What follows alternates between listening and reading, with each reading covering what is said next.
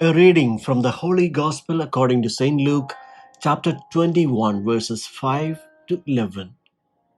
Passage taken from the Message version of the Bible. One day, people were standing around talking about the temple, remarking how beautiful it was, the splendor of its stonework and memorial gifts. Jesus said, "All this you are admiring so much. The time is coming when every stone in that building will end up in a heap of rubble." They asked him, "Teacher, when is this going to happen? What clue will we get that it is about to take place?" He said, "Watch out for the doomsday deceivers. Many leaders are going to show up with forged identities claiming, 'I am the one,' or 'the end is near.' Don't fall for any of that. When you hear of wars and uprisings, keep your head and don't panic. This is routine history and no sign of the end." He went on, "Nation will fight nation and ruler fight ruler over and over. Huge earthquakes will occur in various places. There will be famines. You will think at that time that the very sky is falling." The Gospel of the Lord.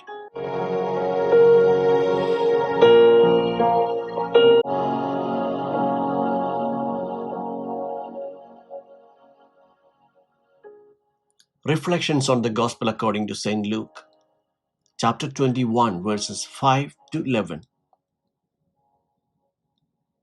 Social unrest, financial insecurities, and religious intolerances are a few of the causes that disturb peaceful coexistence in our society today.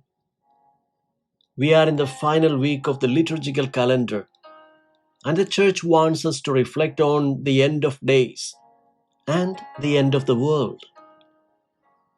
By the time that Luke wrote his Gospel, the previously unthinkable had happened. That is, the Temple of Jerusalem had been destroyed for more than 10 years. Judaism had survived.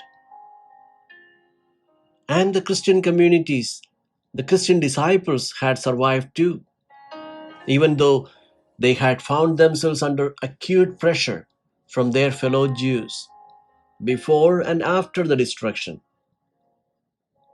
But Luke's main concern was to point out that Jesus had foreseen the inevitable destruction of the temple, that is, the actual physical building, and more importantly, the whole temple based corrupt system that the temple had come to embody.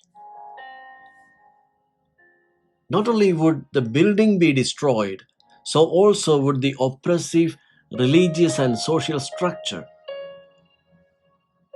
Jesus' words are perennially relevant even for us today, living in the 21st century too. Jesus repeats to us, "Take heed that you are not led astray, for many will come in my name." This Christian virtue of understanding is a call to discern where the Lord is and where the evil spirit is present.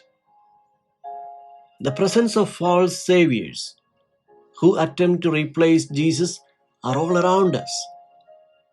People who promise magical results if we agree to follow them and their directions.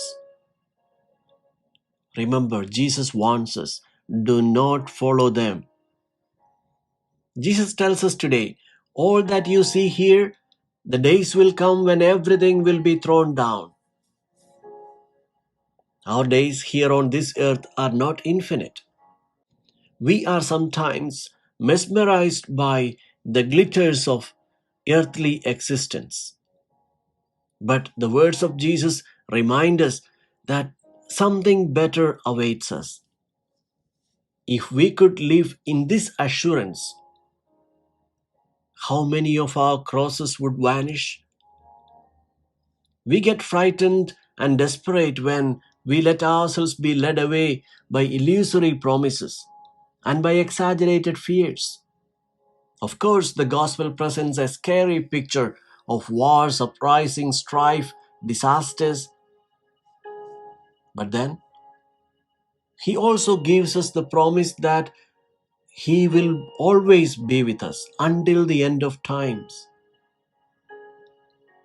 He dispels all fears and banishes all lies.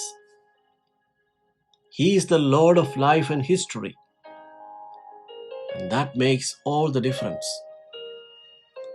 But our human tendencies lead us to be very anxious about the future. Difficult things happen to all of us: sickness, setbacks, missed opportunities.